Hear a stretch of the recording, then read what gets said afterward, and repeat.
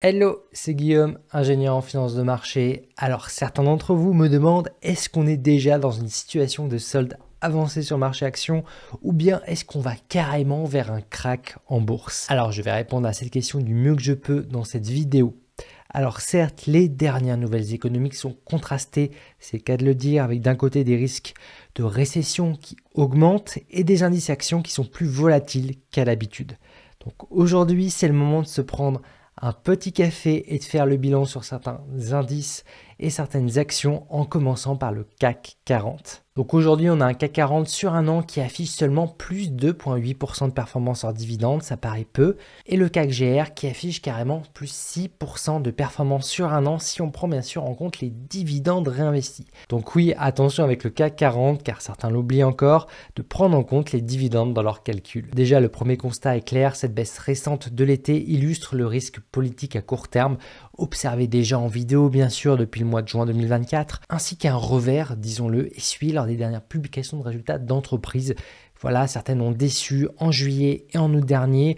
On l'explique notamment par des ventes au deuxième trimestre qui ont déçu pour un bon nombre d'entreprises sur leur activité sur la région Asie-Pacifique notamment. Avec cerise sur le gâteau, des craintes de ralentissement aussi côté économie américaine. C'est cette économie qui tire un peu le monde, qui tire en tout cas les actions occidentales, et des risques de retrait de liquidités d'argent à taux bas qui ressurgissent en force, et ça on va y revenir. Mais rassure-toi, en bourse, tu sais peut-être déjà que quand on investit dans des entreprises de qualité, leur croissance dépend avant tout du temps investi. Donc pour répondre à la question initiale, il va falloir prendre du recul et se demander si les indices se remettent bien de ces petits cracks boursiers. Car oui, on va voir que ces situations de baisse voire de crise ne sont pas des fatalités à moyen et long terme, pour des entreprises de qualité bien sûr. Pour s'en convaincre, il faut naturellement prendre du recul car si on dézoome et qu'on regarde le CAC 40 sur 5 ans depuis septembre 2019, on voit qu'il affiche une performance de plus 32% hors dividende et de carrément plus 51,6%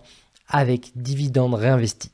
Pas mal, n'est-ce pas? Donc récemment, malgré des événements majeurs, disons, qui se sont conduits ces 5 dernières années, donc des événements bien pires que cette année 2024, pour rappel quand même, ces 5 dernières années, on a observé tout de même un arrêt économique complet il y a 4 ans, puis une guerre à l'est de l'Europe, ensuite on a eu une crise de l'énergie, on a eu des injections monétaires records aussi, et bien sûr on a eu une forte inflation qui s'en est suivie, et au tout, on ajoute des risques de récession latents. Donc, malgré tous ces éléments de crise, l'indice français affiche tout de même plus 51% sur 5 ans, sur le CAC 40 avec dividendes réinvestis. Et si on va plus loin en extrapolant ce type de période un peu mouvementée, on reste quand même, malgré ce contexte, sur une tendance à plus 100% en 10 ans. Donc une tendance qui doublerait un capital investi en 10 ans. Pas mal, n'est-ce pas? Donc oui, même dans des temps perturbés, des temps où on enchaîne les crises, on a quand même un CAC 40 qui surperforme de loin un livret A à 3%.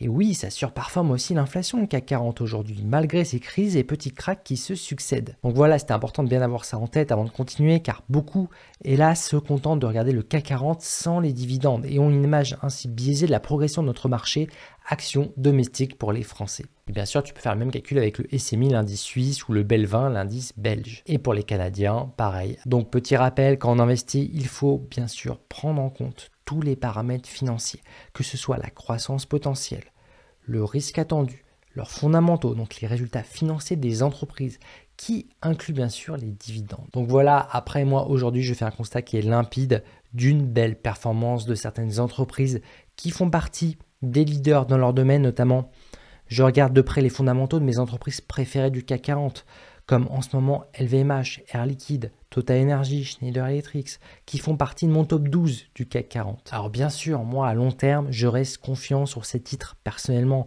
car elles continuent à délivrer année après année de bons résultats, malgré un contexte économique plus volatile, plus difficile pour certaines, même si bien sûr je ne les achèterai pas toutes à n'importe quel prix. Il faut savoir rester pragmatique, car comme tu le sais peut-être, il y a des éléments fondamentaux clés à vérifier avant d'acheter. Prenons un exemple, si on regarde l'action PEA LVMH par exemple, qui est aujourd'hui à 619 € l'action pour ses 309 milliards de capitalisation. Donc sur un an, on est à moins 14%. On sent aujourd'hui que l'action LVMH, la reine du luxe, paye le ralentissement de l'industrie du luxe dont je t'ai régulièrement parlé en vidéo. Mais ça, c'est du court terme. Ici, si on dézoome sur 5 ans, disons, on reste sur une tendance qui surperforme le CAC 40 avec dividendes réinvestis. On est sur presque plus 70% de performance en 5 ans pour LVMH. Et aujourd'hui, fondamentalement, si on regarde sa capacité à repayer sa capitalisation en bénéfice, si tu veux, son facteur de bénéfice anticipé, on est sur les fois 20 pour LVMH.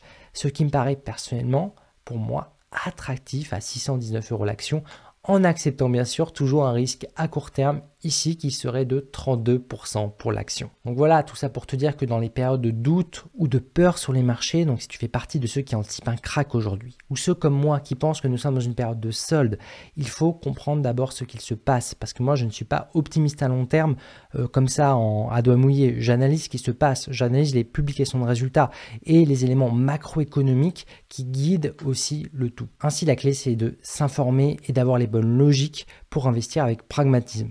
Donc de savoir en quoi les éléments macroéconomiques impactent les entreprises de qualité qu'on cible, que ce soit sur actions PEA ou CTO. Donc aujourd'hui, se demander qu'est-ce qu'on peut attendre concrètement dans le futur pour celle-ci. Ainsi, par exemple pour LVMH, je te partage que je suis convaincu que 619 € ou inférieur, c'est un bon prix d'entrée à moyen et long terme pour LVMH. Et ce n'est pas pour rien que systématiquement, dans chacune de mes vidéos, je suis un des rares youtubeurs à te parler de risque. Et le risque de LVMH aujourd'hui, je te l'ai partagé, c'est 32%. Donc j'anticipe concrètement des variations futures à 6 mois, à la hausse ou à la baisse, donc de plus 16 ou moins 16%, donc la moitié de 32%. Donc 32% total, plus 16 d'un côté, moins 7 de l'autre potentiellement. Sur son titre, dans une majorité de cas, à l'aide d'un modèle mathématique avancé. On appelle cette mesure de risque la volatilité implicite à 6 mois, calculé ici par mon modèle calibré de Black-Scholes et Merton par exemple. Alors mettons bien sûr les détails mathématiques de côté pour simplifier car tout le monde n'a pas fait MathP, une spécialisation en mathématiques appliquées. Concrètement, mesurer le risque, donc estimer les variations futures, c'est clé pour comparer des actions entre elles en termes de risque anticipé, pour ainsi prendre une décision plus pragmatique qui permet de privilégier des actions moins risquées que d'autres pour profiter en ce moment de solde, par exemple sur le marché action, sans prendre de risques qui dépasseraient 60% attendus, par exemple. Alors maintenant, avant de te faire un débrief sur ce qui se passe aujourd'hui et de te parler d'autres actions PEA et CTO d'intérêt, sache que c'est pour que tu puisses maîtriser ton risque de ton portefeuille et investir intelligemment à long terme que j'ai développé l'application des investisseurs pragmatiques. Elle est accessible à vie, sans abonnement. Elle est en complément de ma formation dans mon programme Premium pour t'aider à gérer ton portefeuille avec pragmatisme en termes de rendement anticipé sur risque attendu. Si tu veux en savoir plus, c'est sur mon site web guistorm.com. Bref, maintenant que tu as les concepts clés pour investir en tête, revenons sur ce qu'il se passe aujourd'hui et pourquoi les marchés baissent cette semaine. Alors depuis lundi, que ce soit sur le CAC 40 avec quand même moins 2,5% sur le CAC 40 ou également avec le S&P 500 qui affiche moins 2,1% cette semaine, tu sens peut-être qu'il se passe quelque chose en ce moment. Il y a plusieurs facteurs qui expliquent ce retour du risque et ces baisses récentes depuis le 5 août dernier, on va en parler. Donc d'abord, il y a un risque latent qui plane d'un important volume vendeur issu de ce qu'on appelle le carry trade japonais, avec d'un côté une réserve fédérale américaine qui devrait baisser ses taux directeurs dans quelques jours. Donc ce mercredi 18 septembre de 0,25% pour passer donc de 5,50% à 5,25%. Suivi de baisses de taux supplémentaires qu'on peut quand même anticiper dans les trimestres suivants. Et de l'autre côté, on a une banque du Japon qui les monterait eux ces taux. Donc ce vendredi 20 septembre de 15 points de base passant de 0,25 à 0,40%. Avec là aussi on peut s'y attendre d'autres augmentations de taux à venir. Ainsi on a un écart entre les taux directeurs de la Banque du Japon et de la Réserve fédérale US qui se resserrerait et devrait, d'après mes estimations, continuer à se resserrer. Ainsi, pour beaucoup d'institutions financières, il devient de moins en moins intéressant d'emprunter en yens à taux bas pour investir aux États-Unis, par exemple, à un rendement plus élevé. Donc de porter une position, si tu veux, donc carry une position en yens à taux négatif ou zéro, c'est moins intéressant aujourd'hui et ça va devenir de moins en moins intéressant à chaque réunion des banquiers centraux, que ce soit américains ou japonais, avec l'une qui baisse ses taux aux États-Unis et l'autre qui les monte au Japon, ce qui réduit ainsi les opportunités d'arbitrage entre les deux. Ainsi, on pourrait dire que la fête est finie en quelque sorte, donc pour certains fonds et institutions financières, car ça serait une fin d'opportunité d'investissement, en profitant donc de ces taux bas au Japon pour les investir sur actions, par exemple, ou sur obligations, aux US et en Europe, pendant plus de 2 décennies quand même. Donc depuis le 5 août dernier, on a certaines institutions financières qui ont commencé à sortir progressivement de leur position, donc à vendre une première partie de leurs actifs sur les marchés actions japonais, sur le marché actions américain et européen aussi, pour clôturer leur position empruntée en devises japonaises. On l'a vu aussi avec un rapport du CAC 40 qui avait pas mal de positions vendeuses depuis le Japon. Donc voilà, pour clôturer leur position empruntée en devises japonaises à taux variable qui remonte donc en yens ici. Et c'est cette pression vendeuse estimée quand même à plus de 1000 milliards de dollars, donc ça c'est l'estimation minimale, la fourchette haute est bien plus élevée et assez incertaine, et on n'aura jamais une estimation assez précise parce que les fonds privés vont pas discloser exactement toutes leurs positions qu'ils ont. Donc voilà, quand c'est privé, tu fais ce que tu veux avec ton argent.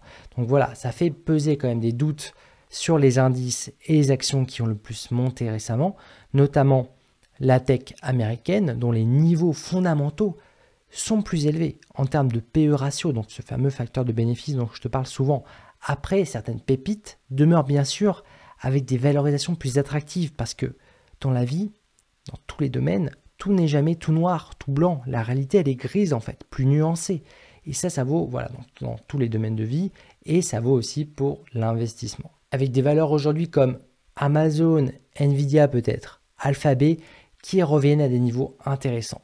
Pour ceux bien sûr qui sont prêts à prendre davantage de risques, notamment Nvidia qui a publié récemment et dont je t'ai parlé mon avis sur ses fondamentaux en vidéo la semaine dernière. Donc Nvidia a reçu, une petite surprise avant-hier avec l'US Department of Justice qui aurait assigné Nvidia dans le cadre d'une enquête antitrust. Et Nvidia ne serait pas la seule concernée, différents de ses partenaires sont aussi inquiétés. Donc voilà, ce type de nouvelles, ça inquiète naturellement les investisseurs parce que qui dit enquête, dit potentiellement élément de preuve auquel bien sûr publiquement on n'y a pas accès. Voilà, on peut juste supposer une éventuelle inculpation et donc potentiellement une amende qui peut être assez salée aux États-Unis. Mais aujourd'hui, moi personnellement, je pense que Nvidia a les moyens de payer un scénario où il y aurait une amende, donc qui serait peut-être un one-off, et même dans un scénario de haute fourchette si on se rapporte au cas Apple, Google ou Meta. Donc voilà, même 1% du chiffre d'affaires, ça serait OK pour Nvidia.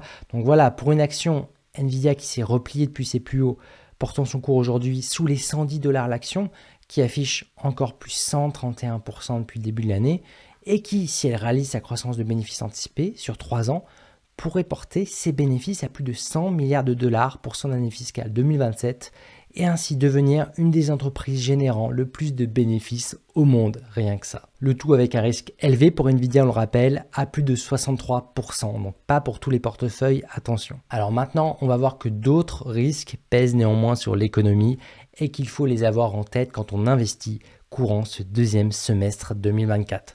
Car des mauvaises nouvelles économiques sur l'emploi, notamment aux US, mettent de l'huile sur le feu au scénario de krach à venir. Notamment le chômage américain qui est monté à plus 4,3%, le tout avec des offres d'emploi qui baissent aussi fortement aux États-Unis. Donc moins d'offres d'emploi, plus de chômeurs, ça fait pas bon ménage tout ça en termes de données économiques. Et ça contraste avec une croissance de l'économie américaine qui est au beau fixe, qui atteint les plus 3% de croissance sur son PIB. Et historiquement, c'est dans une économie où le chômage accélère que les États-Unis se sont retrouvés dans le passé en récession. Et sur le marché action, on pourrait ainsi voir un retour du risque plus prononcé. Et un des premiers symptômes fondamentaux que moi je vais suivre, ça serait une baisse globalisée des bénéfices des entreprises. Ce qu'on appelle une earning recession.